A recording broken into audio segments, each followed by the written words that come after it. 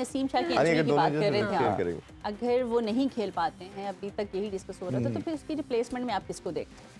देखिए, अच्छा सवाल है आपका शमाइला। मुझे ऐसा लगता है कि इनके पास ऑप्शंस हैं। इनके पास ऑप्शन जैसे ज़मान खान की है, आई थिंक वो इस वक्त तो वही लग रहे हैं लाइकली कैंडिडेट जो उनको रिप्लेस कर सकते हैं।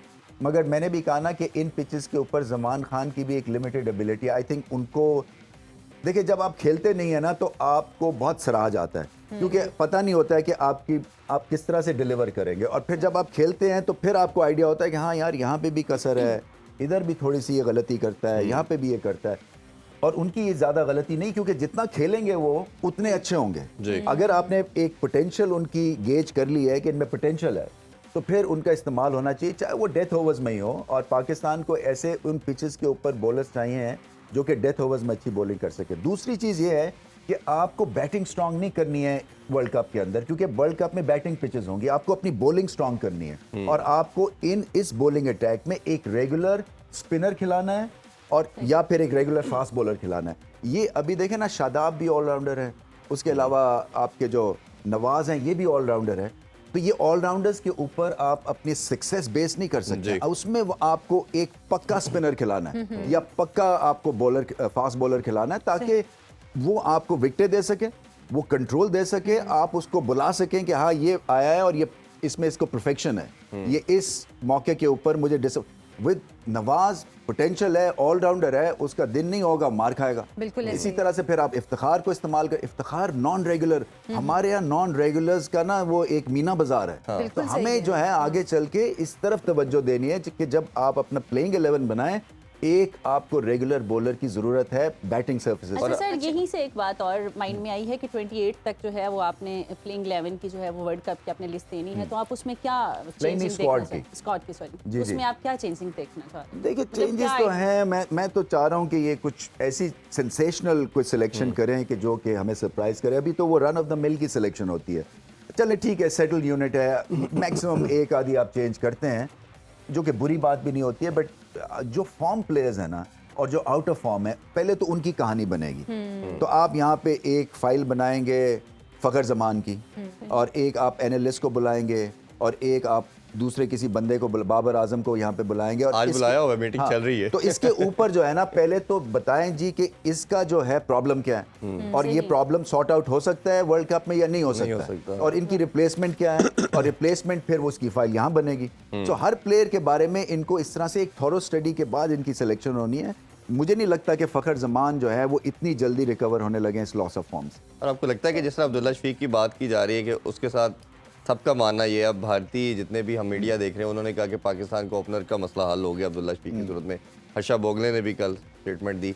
तो फ़खर को ये फिर भी डगआउट में रखेंगे कि अगर कहीं ना कहीं किसी मैच में इसको चांस दे के अगर फॉर्म लग जाती है तो बड़े मैच का प्लेयर है ये, जिस तरह का भी कॉन्फिडेंस दिया जा रहा है इसको? देखें, ठीक है, ये इनकी सोच है। मैं क्योंकि डगआउट की एनवायरनमेंट से दूर हूँ, तो मुझे आइडिया नहीं है कि वो क्या वैल्यू समझ रहे हैं कि फ़खर ज़मान लेके आएंगे जब भी ये खेलेंगे, या फॉर्म इनकी वापस आएगी। अब फॉर्म वापस आएगी, जे मीदा चल गया, उस बेस के ऊपर जो है ना वो सिलेक्शन नहीं हो सकती है ना आपकी, जिसकी फॉर्म है। और कई दफ़ा जो है वो, जैसे साइम अयूब है, मैं इसलिए बार बार उसका नाम ले रहा हूँ क्योंकि हालांकि CPL का स्टैंडर्ड कोई ख़ास नहीं है। आपको वहाँ पे ऐसे मिल जाते हैं दो एक बॉलर जिसकी आप धुनाई कर सकते हैं, बट ओवरऑल देखें ना तो रनिंग ऑर्डर में है, कॉन्फिडेंस हाई है। उस कॉन्फिडेंस जो हाई हुआ है बैटिंग सर्फेसिस के ऊपर, आप उनका एडवांटेज ले सकते हैं। मगर वो लेफ्ट फील्ड की सिलेक्शन है ना, वो कोई एक्सपेक्ट नहीं कर रहा, और आप डालते हैं तो फिर आपके पास प्रॉपर उसकी स्टडी करके आपको मीडिया के सामने एक्सप्लेन करना है कि ये सिलेक्शन क्यों हम कर रहे हैं। बिल्कुल। कई दफ़ा जो है ना आपकी एक्सप्लेनेशन ठीक नहीं आती है, जिसकी वजह से कन्फ्यूजन हो जाता है पैदा। तो मेरा इसमें अगर सिलेक्शन होती, मैं सिंपल रखता, यूथ फॉर्म डालें, वो एनर्जाइज कर देगा पूरे डग आउट। और जैसा कहा जा रहा है आधे तीते आधे बटेर, उनके डालने के बजाय पूरे स्पेशल डाला जाए। देखें, पूरा चांस लें, ऑलराउंडर की बजाय भी मेरा ख्याल है जिस तरह हमने दोनों डाले। देखें आपका वीक लिंक क्या है। आपको अगर आप 350 स्कोर खा जाते हैं तो आपका 350 स्कोर करने वाले टीम ये उतनी रेगुलरली नहीं है, तो आपको तो 350 स्कोर नहीं खाना है। ऐसे ही है। और वो 350 स्कोर अगर नहीं खाना है तो फिर एक रेगुलर बॉलर के साथ आप जाएंगे, ताकि आपको ये तो पता हो कि 10 ओवर में चलो यार ये 55 ही देगा, ये नहीं है कि 10 ओवर में 70-80 खा जाए। खाएगा, बिल्कुल अच्छा, ऐसे ही। हम बात करें अपने उन तमाम प्लेयर्स की, चाहे वो बॉलर्स हैं, ऑलराउंडर हैं या क्रिकेट ये बैटर्स हैं, कि कौन फॉर्म में है और कौन फॉर्म में नहीं है।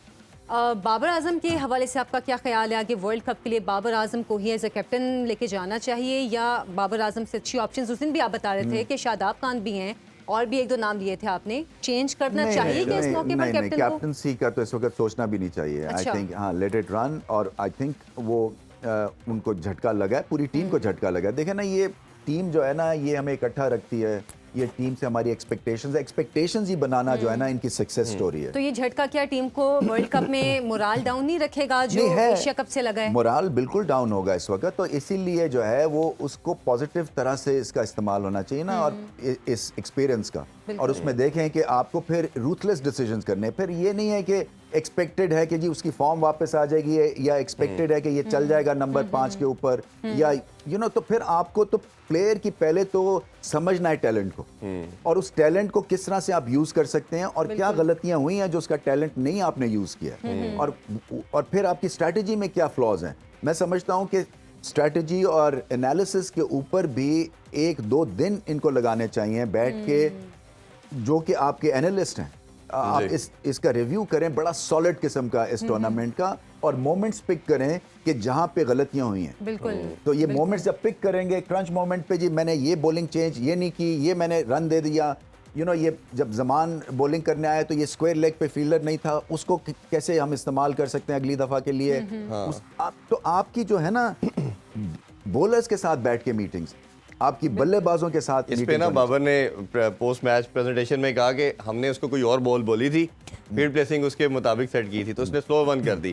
तो ये भी बड़ी एक्सचेंज बात है कि कैप्टन और बॉलर एक इरफान, मैं वो देख रहा था, उसके पास 10,000 बंदे जा रहे थे उसको सलाह मशवरा देने के लिए।